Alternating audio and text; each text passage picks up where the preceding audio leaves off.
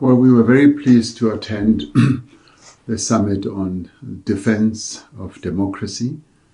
It brought together a number of countries and governments that are essentially progressive, that want to address the challenges that the world is facing today. So we were very pleased to be in the presence of the government of Brazil, the government of Spain and Ireland and a number of others, including Ghana, as well as Caribbean countries such as Barbados. So it was a very good collection of those governments and leaders who want a response to this very uncertain world that we now live in. The world has been made uncertain.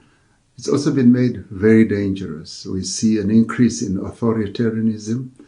We see an increase in lack of democratic practices. And we also see conflict as well as war being used as policy, where conflicts and differences and disputes could be resolved through dialogue and discussions. Now countries resort to wars, resort to bombing other countries which they disagree with. And this militates against democracy. And in the end, in our case, we also argued that this would increase inequality.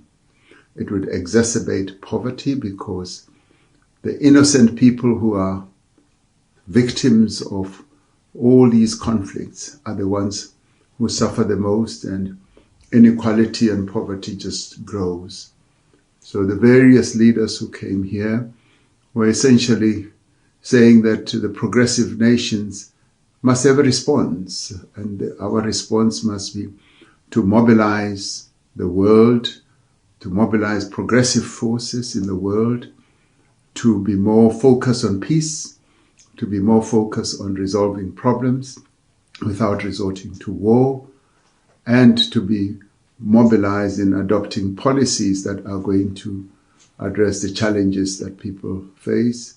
We, of course, presented a strong input on how we should address inequality in the wake of the report that was presented and accepted at the G20, a report that we initiated as South Africa on inequality, as authored by Professor Joseph Stiglitz. And we then wanted to mobilize the various countries that are here to support